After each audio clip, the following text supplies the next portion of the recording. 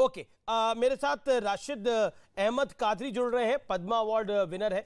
आपका अभिनंदन है सर। सबसे पहले तो आपको बहुत बहुत शुभकामनाएं। आप आज देश की हेडलाइंस में हैं, लेकिन आपने जो बात की वो भी हेडलाइन में है। मैं जानना चाहता हूं आपके साथ क्या वाकया हुआ था यूपीए के शासन के अंदर। आपको उम्मीद थी तब आपको पद्मा अवार्ड मिलेगा, लेकिन आपको उम्मीद नहीं थी कि मोदी के शासन में आपको पद्मा अवार्ड मिलेगा, लेकिन मिला मोदी के शासन में और यूपी के शासन में नहीं मिला। वो कहानी क्या है, जरा बताइए। ये देखिए, मैं पद्मा अवार्ड का मैं हकदार था। मैं ये पद्मा अवार्ड के लिए मैं 5 साल अप्लाई करा, जबकि यूपीए सरकार थी जी। और हर साल मैं अपना प्रोफाइल भेजता था। मेरा प्रोफाइल बहुत मोटा है, उसको तकरीबन एक प्रोफाइल के लिए 4000 का खर्चा आता था। हर साल 12,000 खर्चा करता था, जो 5 साल तक करता रहा। उसके बाद जब बीजेपी गवर्नमेंट आई तो मैं अप्लाई करना छोड़ दिया मैं, क्योंकि ये मुसलमानों को कुछ नहीं, मेरा अपना ख्याल था मुसलमानों को ये कुछ नहीं देती, मुसलमानों से नफरत करते हैं, ये सोच के मैं खामोश बैठ गया। लेकिन 25 जनवरी 2023 को होम मिनिस्ट्री से फोन आया कि आप पद्मश्री अवार्ड के लिए चुने गए हैं। तो ये अवार्ड है तो मोदी जी मेरे को चुन के, ये अवार्ड चुन के मेरे ख्याल को, मेरे सोच को गलत साबित कर दिए, जो मेरे दिमाग में थी बात वो। मेरा अगला सवाल ये है कि आप तो पॉलिटिक्स में नहीं है, लेकिन हर चीज की पे राजनीति होती है, पॉलिटिक्स होती है। तो विपक्ष कह रहा है कि जो नरेंद्र मोदी के साथ आपकी बातचीत हुई वो सब कुछ फिक्स था, वो पहले से ही डिसाइडेड था। इस पर आप क्या कहना चाहते हैं? उनकी सोच गलत है।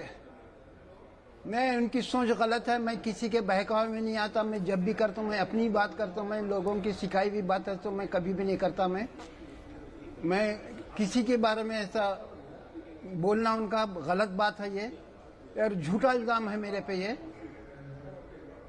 तो क्या कहना चाहते हैं आप उनसे? जब आपका संवाद हुआ तो वो एकदम ही प्रधानमंत्री आए होंगे राष्ट्रपति भवन में, और आपने उनसे, उन्होंने आपको हाथ मिलाया होगा, बधाई दी होगी, उसके बाद ये संवाद शुरू हुआ। तो क्यों विपक्ष इसमें एक शंका पैदा करना चाहता है?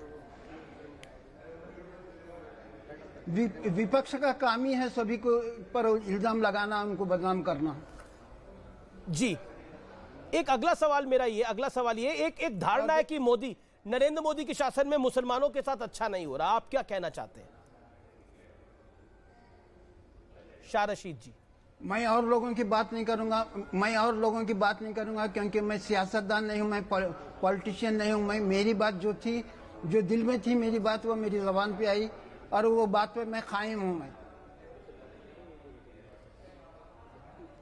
क्या आपको लगता है कि नरेंद्र मोदी सबका साथ, सबका विकास और सबका विश्वास में बिलीव करते हैं? आपकी राय क्या है इसमें?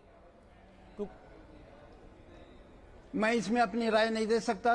वो सबका विकास, सबका साथ, वो दूसरे लोग जानते हैं कि मैं मेरे काम में मगन रहता हूँ। मेरे काम से मतलब है। मेरे को इतने सारे अवार्ड मिले, 12 बार फॉरेन कंट्रीज को गया, कोई भी गवर्नमेंट मेरे को एक पैसे की भी मदद नहीं करी। मैं अपनी मेहनत करके कमा के खा रहा हूँ। मैं बिकने वाला इंसान नहीं हूँ। मैं बहुत बड़ी बात कह रहे हैं कि आप बिकने वाला आप इंसान नहीं है, लेकिन विपक्ष के कुछ लोग जो ऐसा मान रहे हैं कि आप बिक चुके हैं, उनको आप क्या कहना चाहते हैं? अपनी तरफ से 2 टूक बात। नहीं, विपक्ष का काम ही है दूसरे लोगों पे इल्जाम लगाना, अपना मतलब निकालने की खातिर दूसरों पे इल्जाम लगाते हैं, जो बहुत गलत बात है वो। और वो साबित करना कि मैं बिक गया। मेरे को दुनिया में कोई पैदा नहीं हुआ मुझे खरीदने के लिए। बहुत बहुत शुक्रिया। गरीब से गरीब जिंदगी, हम गरीब से गरीब जी।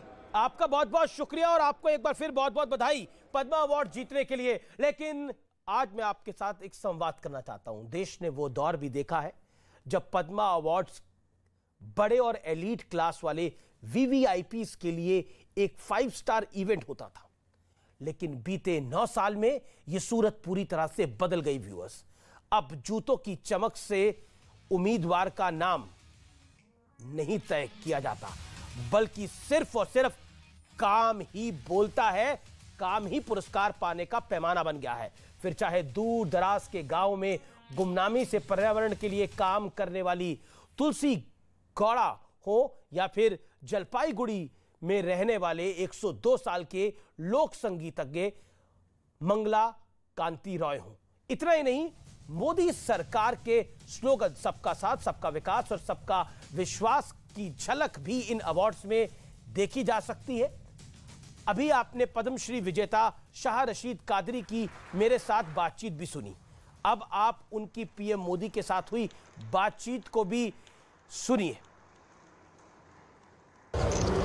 मैं बीगर कर अंग्रेज पीरियड में 5 साल तक कोई तरफ नहीं हुआ।